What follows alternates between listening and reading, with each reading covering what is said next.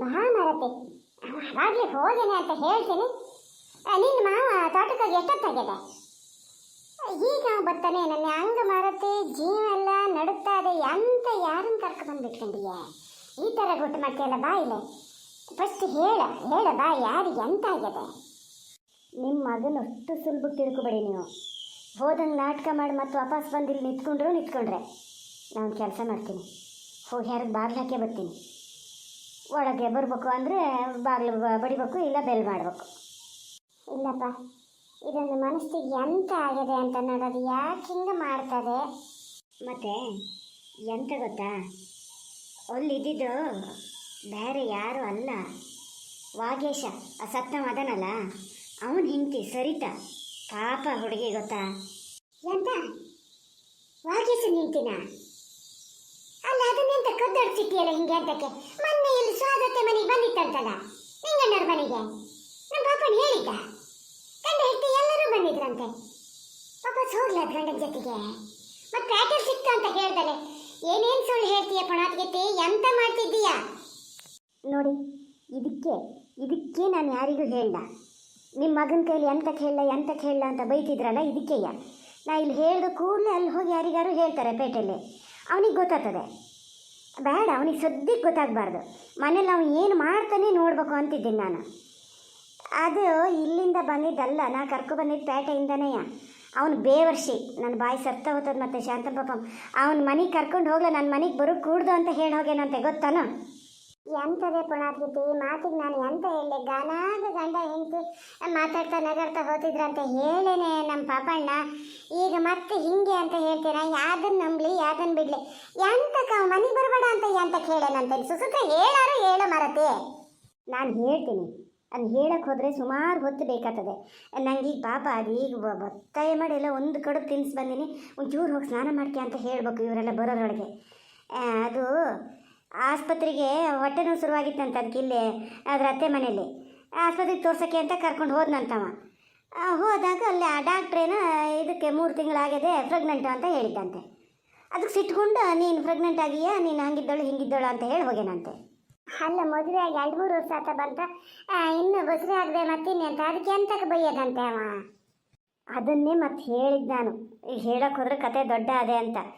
ಅದು ಆವಾಗೆಲ್ಲ ಒಂದು ಗಲಾಟೆ ಆಗಿತ್ತಲ್ಲ, ನೀವು ತಾಯಿ ಮಗ ಮಾತಾಡ್ತಿದ್ರಿ, ನಂಗೆ ಗೊತ್ತಿತ್ತು.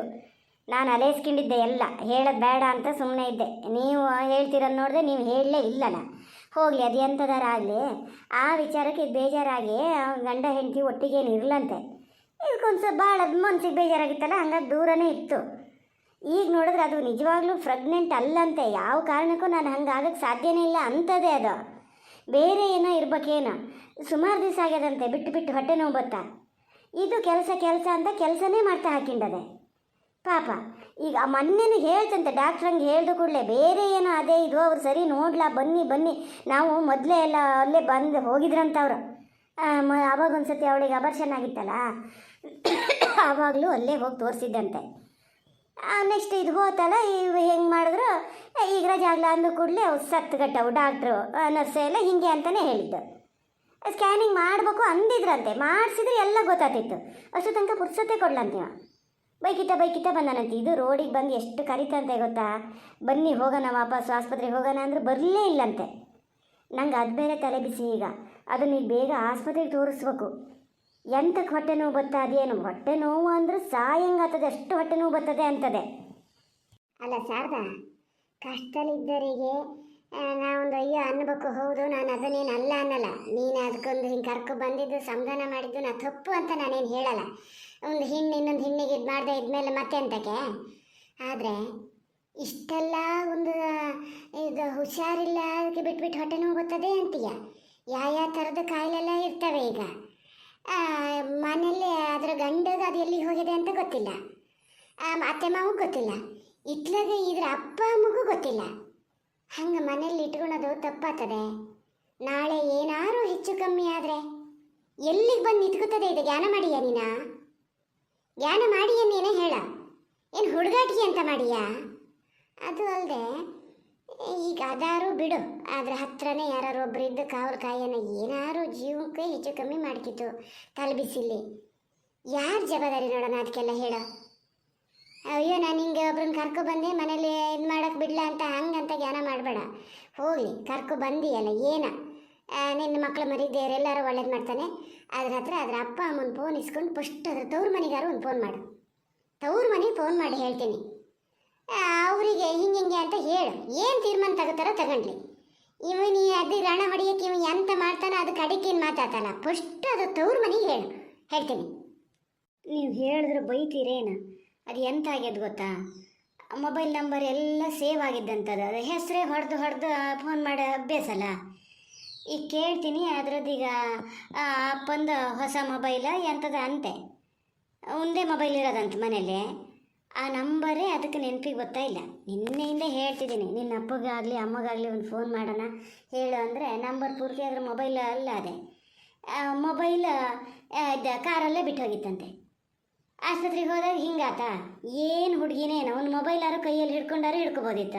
ಗಂಡನ ಕೈಲಿ ಅದೆಯಲ್ಲ ಮೊಬೈಲ್ ಅಂದದೇ ಇದು ಕಾರಲ್ಲಿ ಇಟ್ಟು ಹೋಗಿದೆ. ಈಗಿಲ್ಲ, ನಂಬರ್ ಒಂದೂ ನೆನಪಿಲ್ಲ. ನಾನು ಯೋಚನೆ ಮಾಡಿದೆ ತವ್ರ ಮನೆಗೆ ಹೇಳಬೇಕು ಅಂತ. ಅದು ಯಾರಿಗೂ ಹೇಳೋದು ಬೇಡ ಅಂದಿತ್ತು.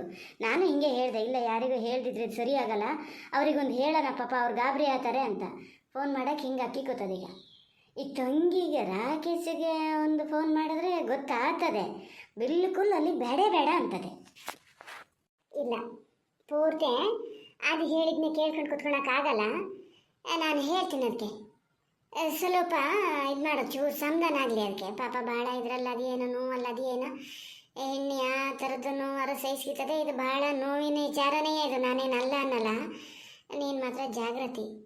ನೀ ಹಂಗೆ ರೂಮಲ್ಲಿ ಬಾಗಿಲು ಹಾಕಿ ನೀನು ಇತ್ಲಾಗ ಇರ್ಪಡೆ ಭಾಳ ಹೊತ್ತು.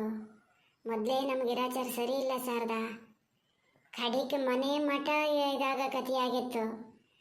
ಅಲ್ಲಿ ಮನೆ ಮಠದ ಕಥೆ ಆಗಲಿ, ಗಂಟು ಕೈ ಬಿಟ್ಟು ಹೋದರೆ ಯಾರಿಗಂತ ಉತ್ತರ ಕೊಡೋದು ನಾವು? ಅದ್ರಾಗ ಅಪ್ಪ ಅಮ್ಮಗೆ ಉತ್ತರ ಕೊಡೋದು. ಈಗ ಗಂಡ ಬರ್ತಾನೆ, ಯಾವಾಗ ಗಂಡ ಅತ್ತೆ ಮಾವ ಎಲ್ಲರೂ ಬರ್ತಾರೆ, ತಂಗಿ ಬರ್ತದೆ, ಅದೇನು ಕಮ್ಮಿ ಜನ ಏನಲ್ಲ. ಎಲ್ಲಿಗೆ ಹೋತಿ ಯಾವಾಗ? ಯಾರಿಗೂ ಉಪಕಾರ ಮಾಡೋಕ್ಕೆ ಹೋಗಿ ನೀನು ಸಿಕ್ಕಾಕಿಣಂಗೆ ಆಗಬಾರ್ದು ನೋಡೋ, ಹೇಳಿನೇ. ಇಲ್ಲ, ಹಂಗೆ ಮಾಡ್ಕೊಳಲ್ಲ. ಅದು ಅಯ್ಯೋ ನಂಗೆ ಸತ್ತಾರು ಹೋಗೋಣ ಅಂತ ಕಾಣ್ತದೆ ಅಂದಿತ್ತ. ನಾನು ಬೈದಿದ್ದೆ, ನೀ ಏನಾರು ಈಗ ಜೀವಕ್ಕೆ ಹೆಚ್ಚು ಕಮ್ಮಿ ಮಾಡ್ಕೊಂಡ್ರೆ ಅವನು ಹೇಳಿದ್ದೆ ಸತ್ಯ ಹೋಗ್ತದೆ ಅಂತ ಹೇಳಿನಿ. ಅದು ಈಗ ಹೇಳ್ತದೆ, ಇಲ್ಲ ನಂಗೊಂದು ಹಠ ಬಂದದೆ, ನಾನು ಜೀವನ ಮಾಡೇ ಮಾಡ್ತೀನಿ, ಒಂದು ಸ್ವಲ್ಪ ಒಂಚೂರು ಸುಧಾರಿಸ್ಕಿನ ತನಕ. ಅದು ಪಾಪ ಹೇಳ್ತಾದೆ, ನಿಮಗೆ ತೊಂದರೆ ಆಗ್ತದೇನೋ ನನ್ನಿಂದ, ನಾನು ಎತ್ಲಗಾರು ಹೋಗ್ತೀನಿ ಅಂತ ಅದೇ. ನಾನೇ ಬೇಡ ಅಂದೆ. ಈಗ ಎಂತಕ್ಕೂ ಈಗ ತವ್ರ ಮನೆಗೆ ಕಳ್ಸೋಣ ಅಂದ್ರೂ ಅನಿಲ್ ಅಣ್ಣಗೊಂದು ಬೇಕಾದ್ರೆ ಹೇಳ್ಬೋದೇನು. ನಂಗೆ ಅವ್ರ ಮೇಲೆ ಇದ್ದ ನಂಬಿಕೆ ನಿಮ್ಮ ಮಗನ ಮೇಲಿಲ್ಲ. ನೀವು ಎಂತ ಬೇಕಾದ್ರೆ ತೆಕ್ಕಾಯಿ ಎಲ್ಲರೂ ಹೋಗಿ, ಯಾರು ಇಲ್ದಿದ್ರು ಗುಂಡಪ್ಪಣ್ಣನ ಹತ್ರನಾರು ಹೋಗಿ ಹೇಳ್ತಾರೆ ಅವರು. ಈಗ ತಿಳ್ಕೊಂಡಿದ್ದ ಹಂಗೆ ಹೇಳಬಾರ್ದು ಅನ್ನೋ ವಿಚಾರ ಯಾವ್ದಾರು ಇದ್ರೆ ಅವ್ನ ಜೀವ ಕಡಿದ್ರೆ ಅವ್ನು ಹೇಳಲ್ಲ, ಗೊತ್ತಾನ? ಹೇಳ್ತಿರ್ಲ ಅಂದ್ರೆ ಅವನಿಗೆ ಹೇಳ್ಬೇಕಾಗ್ತದೆ. ನೀನು ಅವನಿಗೆ ಹೇಳಿದೆ, ಅನಿಲಿಗೆ ಹೇಳು, ಅನಿಲ್ ನೀನು ಕರ್ಕೊ ಬಂದರೆ ಅನಿಲ್ ಬತ್ತಾನೆ ಅಂತ ಮಾಡಿಯ? ಪಾಪಣ್ಣನ ಬಿಟ್ಟು ಅನಿಲ್ ಯಾವ ಕೆಲಸನಾರು ಮಾಡ್ತಾನ? ಇದ್ದಿದ್ರಲ್ಲ ಮತ್ತೆ ಇವನಿಗೆ ಸಿಟ್ಟು ಮತ್ತೊಂಚೂರ ಏರ್ಸಕ್ಕಲ್ಲ ನೀನು ಹಿಂಗೆ ಮಾಡೋದ? ನನಗೆ ಹೇಳ ಮನೆ ಮನ್ಸಿಗೆ ಹೊರಗಡೆ ಹೇಳ್ತಾ ಅಂತ ಹೇಳಿ ಮತ್ತೆ ನಾಳೆ ಮತ್ತೊಂದು ಥರದ ಯಾಜ ಹಚ್ಚಿ ಕುತ್ಕೊಂಡ್ರೆ ಏನು ಮಾಡ್ತೀಯ? ಸುಮ್ಮನಿರ. ನಾನು ನಿಧಾನದಿಂದ ಹೇಳ್ತೀನಿ ಪಾಪಣ್ಣಗೆ, ಯಾರಿಗೆ ಹೇಳಬೇಡ ಅಂತ ಹೇಳ್ತೀನಿ. ನನಗೀಗ ಒಂಥರ ತಲೆಯ ಕಳ್ಳು ಹಾಕೋಗಂದಾಗತ್ತೆ. ನಾನು ಕೆಲಸ ಮಾಡ್ತೀನಿ, ಸೀತನ ಹತ್ರ ಹೋಗ್ತೀನಿ.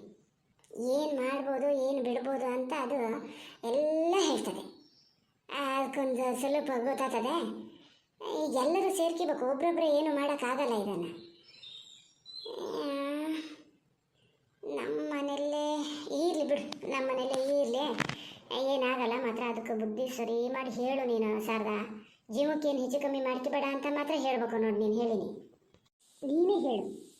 ನೀವು ಒಂದು ಹೊರಗೆ ಇದ್ದಂಗೆ ಇರ್ತೀರಿ, ನೀವು ಮಾತಾಡ್ಕೊಂಡ್ರೆ ಸರಿ ಆಗದ. ನಾನು ಹೋಗಿ ಅಂತಾರೆ ಹೇಳ್ದ ಕೂಡಲೇ ಈಗ ಪಾಪ ಮೊದಲೇ ನೋವಲ್ಲದೆ ಈ ವಯಸ್ಸಾದ ಹಿಂಗ್ಸ್ ಬಂದು ನನ್ನ ಈ ಥರ ತಲೆ ತಿಂತದಲ್ಲ ಅಂತ ಅಂದ್ಕೊಂಡ್ರೆ ಅಂದ್ಕೋಬೇಕು. ನೀವೊಂದು ಕೆಲಸ ಮಾಡು, ನೀನು ಎಲ್ಲಿಗೂ ಹೋಗೋದು ಬೇಡ. ಇದು ನೋಡು, ಇದು ಹೊರ ನೀರು ಆಗೋ ತನಕ ನೀ ಪ್ಯಾಟಿಗಿಟ್ಟಿಗೆ ಹೋಗಂಗಿಲ್ಲ. ಈಗಲೇ ಹೇಳಿ ನೀನು ಸರಿ ಶಾರದಾ.